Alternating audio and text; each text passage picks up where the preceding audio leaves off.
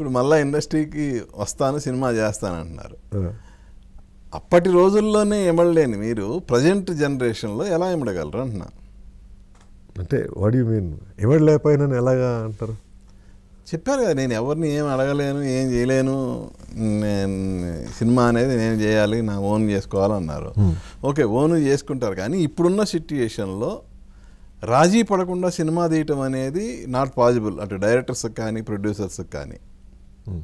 మరి మీ మెంటాలిటీకి అది సరిపడదు కదా, మళ్ళీ ఎలా ఇండస్ట్రీకి వచ్చి ఎలా సినిమా చేయాలి? I'm confident and I can convince them to my idea అని. నాకు 100% బాగా బిలీవ్ చేస్తానండి నా థాట్స్ని.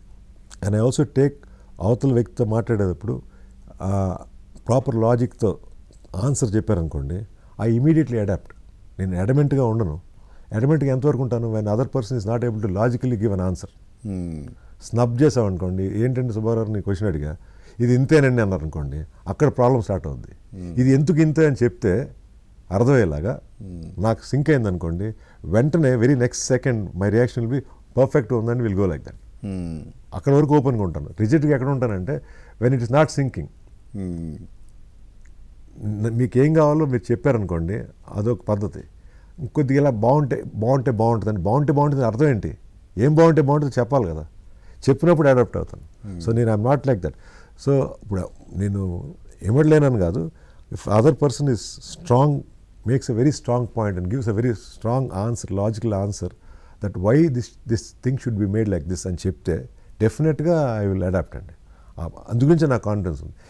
అంటే నేను ఇలా అడగటానికి ఒక రీజన్ ఉంటుంది. ఇప్పుడు సపోజ్ ఆడియో బిజినెస్ స్టార్ట్ చేశారు. ఆడియో బిజినెస్ అప్పుడు మీకు పార్ట్నర్స్, మీ ఫ్రెండ్స్, ఆ తర్వాత మీరు బయటకు వచ్చేసారు.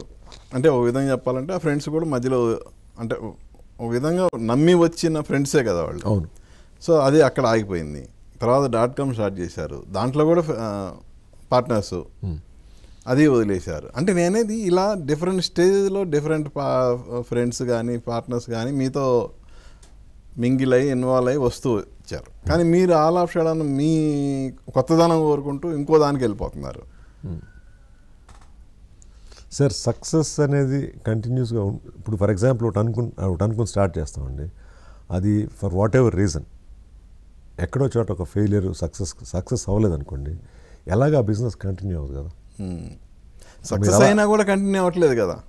మీరు ఎక్కడ చెప్పండి, ఉలవచారు అంత బ్రహ్మాండమైన సక్సెస్ అయింది, ఎందుకు కంటిన్యూ చేయలేదు? నేను ఉలవచారులో బయటికి రావడానికి రీజన్స్ ఏంటంటే I want to explore more than that. ఉండే చేయొచ్చు కదా. అవునండి, బట్ వాళ్ళు see whoever partners with Ulavacharu వాళ్ళు దే కంటిన్యూడ్ ద బిజినెస్ కదా. నేను ఎగ్జిట్ అయ్యాను because I want to go do something more creative than that. I don't want to sit in that counter and collect money and count money there. It's not my life. అదే నేనేది మీ అక్కడ వాళ్ళను convince చేసి, ఇప్పుడు నా idea ఇది, ఇలా వెళ్తే ఇంకా బ్రహ్మాండంగా వెళ్తామని వాళ్ళు ఎందుకు కన్విన్స్ చేయలేకపోయారు అంటున్నా. సార్ ఐడియాలజీ స్టార్టింగ్లో ఒకలాగా ఉంటుందండి. మీరు కొత్తగా బిజినెస్కి వచ్చారు, ఫర్ ఎగ్జాంపుల్ మీరు కొత్త బిజినెస్కి నేను చేస్తున్నాను, మీకు ఒక ఐడియా చెప్పాను, మీరు నాతో జాయిన్ అయ్యారు, చేసాం, సక్సెస్ అయింది. సక్సెస్ అయిన తర్వాత ఈ ప్రాసెస్లో, ఈ జర్నీలో మీరు కూడా ఒక అవగాహనకు వస్తారు ఈ బిజినెస్ మీద. మీరు కూడా అవగాహనకు వస్తారు, మీరు కూడా నేర్చుకుంటారు. నేర్చుకున్న తర్వాత అప్పుడు నేను ఇంకోటి ఏదో ఐడియా చెప్పాను మీకు. అప్పుడు మీరేమంటారంటే, వెంకటగారు ఇది బాగానే ఉంది కదా, ఇది ఓకే కదా, మనం ఎందుకు ఇంకోటి, లేదు ఇది ఇంకా బాగుంటుందని నేను ఏదో చెప్తాను.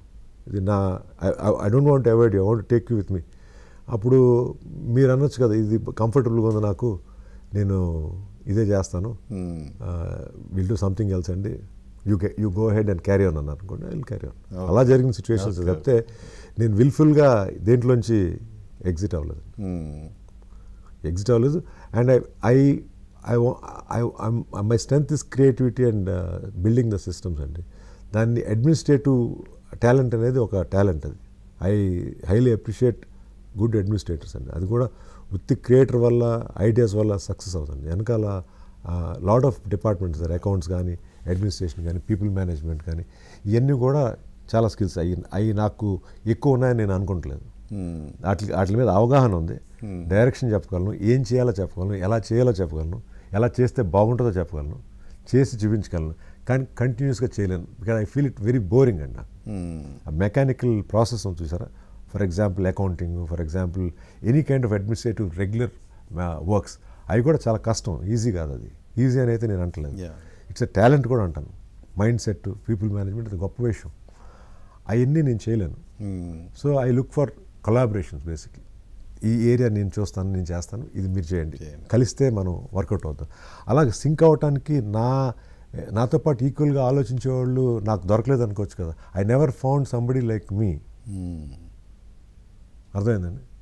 When I find somebody like me I will be working with them. అంటే అంత వేవ్ లెంత్ ఈక్వల్గా ఉన్న వ్యక్తులు కలవటం అనేది అసాధ్యమే కదా జనరల్గా. చాలా కష్టం అండి. అప్పుడు అలాంటప్పుడు ఆటోమేటిక్గా I have to step down to certain level and work with some people. డెఫినెట్గా నాన్ సింక్లో ఉంటాయి. కలిస్తే అదృష్టం, కలవకపోతే. ఒక బిజినెస్ ఒకటి చెప్తానండి, it's a very nice point. అంటే రెలవెంట్ కాదు, ఇది చెప్పాలనుకుంటున్నాను. ఇప్పుడు బిజినెస్ అండి, సక్సెస్ అయిన ప్రాబ్లమే, ఫెయిలియర్ అయిన ప్రాబ్లమే. సక్సెస్ అయితే ఈగో ప్రాబ్లం. నువ్వా, నేనా, నేను చేశానా, నేను, ఇది నాదని మీరు, ఇది ఒక ఈగో ప్రాబ్లం. ఫెయిల్ అయిందనుకోండి, ఫైనాన్షియల్ ప్రాబ్లం.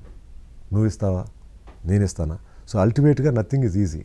ఒక పార్ట్నర్షిప్ బిజినెస్లోనే this is a main thing. ఇప్పుడు ఎవరు కావాలని ఏది చేయరు. బట్ సక్సెస్ వచ్చినప్పుడు we want to own it, failure వచ్చినప్పుడు వాంట్ టు డిజోన్ ఇట్.